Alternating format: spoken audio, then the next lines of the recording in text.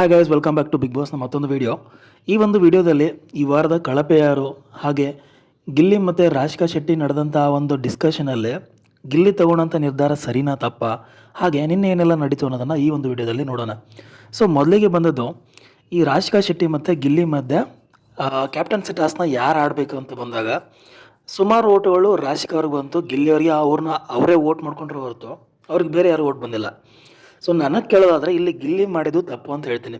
ನನಗೆ ಗೊತ್ತು ಸುಮಾರು ಜನ, ಮುಕ್ಕಾಲು ಜನ ಕರ್ನಾಟಕ ಜನತೆ ಗಿಲ್ಲಿಗೆ ಸಪೋರ್ಟ್ ಮಾಡ್ತಾರೆ ಅಂತ. ಈವನ್ ನಾನು ಗಿಲ್ಲಿ ಫ್ಯಾನೇ, ನಾನೇನು ರಾಶಿಕಾ ಶೆಟ್ಟಿ ಫ್ಯಾನ್ ಅಲ್ಲ. ಬಟ್ ಸ್ಟಿಲ್ ಗಿಲ್ಲಿ ಅಲ್ಲಿ ಮಾಡಿದ್ದು ತಪ್ಪು ಅಂತ ಯಾಕೆ ಹೇಳ್ತೀನಿ ಅಂದರೆ, ಇವತ್ತಿನ ಒಂದು ಇನ್ಸಿಡೆಂಟ್ನ ನಾವು ಯೋಚನೆ ಮಾಡಿದಾಗ ಓಕೆ ಗಿಲ್ಲಿ ಮಾಡಿದ್ದು ಸರಿ ಅಂತ ಅನಿಸುತ್ತೆ.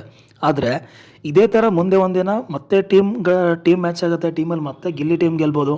ಆವಾಗ ನೀವೇ ಸೇರಿ ಒಬ್ಬರನ್ನ ಕ್ಯಾಪ್ಟನ್ಸಿ ಟಾಸ್ಕ್ಗೆ ಆಯ್ಕೆ ಮಾಡಿ ಅಂತ ಬಂದಾಗ ಅಲ್ಲಿ ಇವತ್ತು ಗಿಲ್ಲಿ ಹೇಗೆ ಮಾಡ್ದ ಅದೇ ರೀತಿ ಇನ್ನೊಬ್ರು ಟೀಮೇಟ್ ಕೂಡ ಮಾಡ್ಬೋದು. ಇನ್ನೊಬ್ರು ಮಾಡಿಲ್ಲ ಅಂದರೂ ರಾಶಿಕಾ ಶೆಟ್ಟಿ ಮಾಡೇ ಮಾಡ್ತಾರೆ. ಅದನ್ನು ಮನೆಯಲ್ಲೇ ಅವರು ಕ್ಲಿಯರಾಗಿ ಎಲ್ಲರ ಮುಂದೆ ಹೇಳ್ತಾ ಇದ್ದಾರೆ. ನಾನು ಮತ್ತೆ ಬಂದಾಗ ನಾನೇ ಅಂತ ಹೇಳ್ತೀನಿ. ಸೊ ಆವಾಗಲೂ ಕೂಡ ಇದೇ ರೀತಿ ರದ್ದಾಗುತ್ತೆ. ಸೊ ಈ ಥರ ಆದಾಗ ಮನೆಗೆ ಕ್ಯಾಪ್ಟನ್ನೇ ಸಿಗಲ್ಲ ಪ್ರತಿ ಸಾರಿ ಇದೇ ಥರ ಆದರೆ. ಅದು ಗಿಲ್ಲಿ ಯಾವ ಟೀಮಲ್ಲಿ ಇರ್ತಾನೆ ಆ ಟೀಮಲ್ಲಿ ರಾಶಿಕಾ ಶೆಟ್ಟಿ ಇದ್ದರೆ ಮಾತ್ರ ಅದು ಆ ವಾರ ಕ್ಯಾಪ್ಟನ್ಸಿ ಟಾಸ್ಕ್ ಪಕ್ಕ ಕ್ಯಾನ್ಸಲ್ ಆಗುತ್ತೆ. ಇಲ್ಲಿ ಗಿಲ್ಲಿ ಅವನು ಡಿಫೆಂಡ್ ಮಾಡ್ಕೊಂಡಿದ್ದು ತಪ್ಪು ಅಂತಲ್ಲ, ಬಟ್ ಅವನು ಮಾಡ್ಕೊಂಡಿದ್ದ ರೀತಿ ತಪ್ಪು ಅಂತ ಹೇಳ್ತಿದ್ದೀನಿ. ಅಟ್ಲೀಸ್ಟ್ ಅವನು ಟೀಮ್ಮೇಟ್ಸ್ಗೆ ಅವನು ಅದಕ್ಕೆ ಯಾಕೆ ಯೋಗ್ಯ ಅನ್ನೋದನ್ನು ಕನ್ವಿನ್ಸ್ ಮಾಡಬೇಕಿತ್ತು, ಬಟ್ ಅದನ್ನು ಮಾಡಿಲ್ಲ. ಸೊ ಇದು ಇಲ್ಲಿಯೇ ಮುಗಿದ್ರೆ ಚೆನ್ನಾಗಿರುತ್ತೆ, ಬಟ್ ಕಂಟಿನ್ಯೂ ಆದರೆ ಸೊ ಎಲ್ಲರೂ ಗಿಲ್ಲಿನೇ ಬ್ಲೇಮ್ ಮಾಡೋದಂತೂ ನಿಜ. ಸೊ ಇದು ನನ್ನ ಅನಿಸಿಕೆ. ನಿಮ್ಮ ಅನಿಸಿಕೆ ಅನ್ನೋದನ್ನು ಕಮೆಂಟ್ ಮಾಡಿ ತಿಳಿಸಿ. ಇನ್ನು ಕಳಪೆ ಅಂತ ಬಂದರೆ ಆಬ್ವಿಯಸ್ಲಿ ಇದೇ ರೀಸನ್ಗೇನೆ ಎಲ್ಲರೂ ಸೇರಿ ಗಿಲ್ಲಿಗೇನೆ ಕಳಪೆ ಕೊಡ್ತಾರೆ. ಒಂದು ವೇಳೆ ಈ ವಾರ ಕಳಪೆ ಮತ್ತು ಉತ್ತಮದ ವೋಟಿಂಗ್ ನಡೆದ್ರೆ ಆಬ್ವಿಯಸ್ಲಿ ಅವ್ನ ಟೀಮ್ ಅವರೇ ಅವನಿಗೆ ಕಳಪೆ ಕೊಡ್ತಾರೆ. ಇನ್ನು ಅಪೋಸಿಟ್ ಟೀಮಲ್ಲಿ ಲೈಕ್ ಕಾವ್ಯ ಆ ಥರ ಒಂದು 2-3 ಜನ ಬಿಟ್ಟರೆ ಆಲ್ಮೋಸ್ಟ್ ಮಿಕ್ಕಿದವರೆಲ್ಲ ಸರಿ ಗಿಲ್ಲಿಗೆ ಕಳಪೆ ಕೊಡ್ತಾರೆ ಅಂತ ಅನ್ಸುತ್ತೆ. ಅದು ಗಿಲ್ಲಿನೂ ಒಪ್ಕೊತಾನೆ, ಅದು ಆಲ್ರೆಡಿ ಹೇಳ್ತಿದ್ದಾನೆ, ಕುಡಿ ನಂಗೆ ಗೊತ್ತಿದೆ ಅಂತ. ಸೊ ಈ ವಾರ ಟಾರ್ಗೆಟ್ ಆಗೋದು ಗಿಲ್ಲಿನೇ ಕಳಪೆ ಅಂತ ಬಂದರೆ. ಇನ್ನೊಂದು ವಿಚಾರ ನಿನ್ನೆ ನಡೆದದ್ದು, ಲೈಕ್ ನಿನ್ನೆ ಮನೆಗೆ ಗೆಸ್ಟ್ ಬಂದಿರ್ತಾರೆ. ಸೊ ಅಲ್ಲಿ ಡ್ಯಾನ್ಸ್ ನಡೀತಾ ಇರುತ್ತೆ.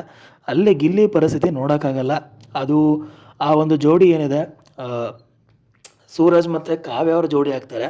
ಇನ್ನು ಗಿಲ್ಲಿಗೆ ಅವ್ನಿಗೆ ಇಷ್ಟ ಆಗದೆ ಇರುವಂಥ ಕಂಟೆಸ್ಟೆಂಟು ಅಶ್ವಿನಿ ಗೌಡ ಅವ್ರ ಜೋಡಿ ಆಗಿದ್ದಾರೆ. ಸೊ ಅಲ್ಲಿ ಗಿಲ್ಲಿಗೆ ಎಷ್ಟು ಹೊಟ್ಟೆ ಉರಿಸಿದ್ದಾರೆ ಅಂತಂದರೆ ನಿನ್ನೆ ಕಾವ್ಯ ಮತ್ತು ಸೂರಜು ಹಾಗೆ ಗಿಲ್ಲಿ ಕೂಡ ಅಷ್ಟೇ ಅವ್ರನ್ನ ಫುಲ್ ಕಾಡಿಸ್ತಾ ಇದ್ದ, ಲೈಕ್ ಫುಲ್ ರೇಗಿಸ್ತಾ ಇದ್ದ.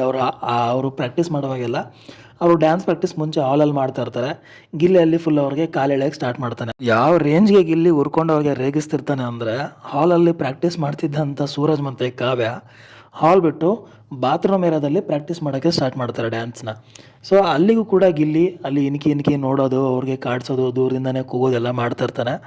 ಹಾಗೆ ಇವಾಗ ಏನಾದರೂ ರೀಸನ್ ಇಟ್ಕೊಂಡು ಅವ್ರನ್ನ ಡಿಸ್ಟರ್ಬ್ ಮಾಡಬೇಕು ಅಂತೇಳಿ ಬಾತ್ರೂಮ್ಗೆ ಹ್ಯಾಂಡ್ ವಾಶ್ ಮಾಡೋಕ್ಕಂತ ಹೋಗ್ತಾನೆ. ಅಲ್ಲಿ ಹ್ಯಾಂಡ್ ವಾಶ್ ಎಷ್ಟು ಹೊತ್ತು ಮಾಡ್ತಾನಂದರೆ ಸುಮಾರು ಹೊತ್ತುಗಳ ಕಾಲ ಅಲ್ಲೇ ಹ್ಯಾಂಡ್ ವಾಶ್ ಮಾಡ್ಕೊಂಡು ನಿಂತಿರ್ತಾನೆ. ಅದು ಕಾವ್ಯಾಗೂ ಗೊತ್ತಾಗುತ್ತೆ. ಸೊ ಕಾವ್ಯ ಅಲ್ಲಿಂದ ಹೇಳ್ತಾಳೆ, ಗಿಲ್ಲಿ ಡಿಸ್ಟರ್ಬ್ ಮಾಡಬೇಡ ಅಂತ. ಅದೇ ಗಿಲ್ಲಿ ಹೇಳ್ತಾನೆ, ಇಲ್ಲ ನಾನು ಹ್ಯಾಂಡ್ ವಾಶ್ ಮಾಡ್ತಾಯಿದ್ದೀನಿ, ಅದರಲ್ಲಿ ಏನು ತಪ್ಪು ಅಂತ ಸುಮ್ಮನೆ ನನಗೆ ಕಾಲು ಎಳೆಯೋಕ್ಕೆ ಮತ್ತೆ ಸ್ಟಾರ್ಟ್ ಮಾಡ್ತಾನೆ. ಸೊ ನಿನ್ನೆ ಪೂರ್ತಿ ಸೊ ಇಲ್ಲಿ ಗಿಲ್ಲಿ ಈ ಅವಸ್ಥೆ ನೋಡೋಕ್ಕಾಗ್ತಿಲ್ಲ ಅಂದರೆ ಗಿಲ್ಲಿದು ಇನ್ನೊಂದು ಅವಸ್ಥೆ ಅಂದರೆ ಇವನ ಜೊತೆ ಅಶ್ವಿನಿ ಗೌಡ ಅವ್ರ ಜೊತೆ ಅವನು ಡ್ಯಾನ್ಸ್ ಮಾಡ್ತಾ ಇರ್ತಾನೆ. ಅಲ್ಲಿ ಅಶ್ವಿನಿ ಗೌಡರನ್ನ ಎತ್ತಕ್ಕೆ ಹೋಗಿ 1-2 ರೌಂಡ್ ಸುತ್ತಾಕ್ತಾನೆ. ಅವ್ರನ್ನ ಎತ್ಕೊಂಡು 3ನೇ ರೌಂಡ್ಗೆ ಮೇಲಿಂದ ಕೆಳಗಡೆ ಬೀಳಿಸ್ಬಿಡ್ತಾನೆ. ಸೊ ಅದು ನೋಡೋಕ್ಕಾಗ್ತಿರ್ಲಿಲ್ಲ ನಿನ್ನೆ ಗಿಲ್ಲಿ ಅವಸ್ಥೆನ. ಸೊ ಒಂಥರ ಚೆನ್ನಾಗಿತ್ತು.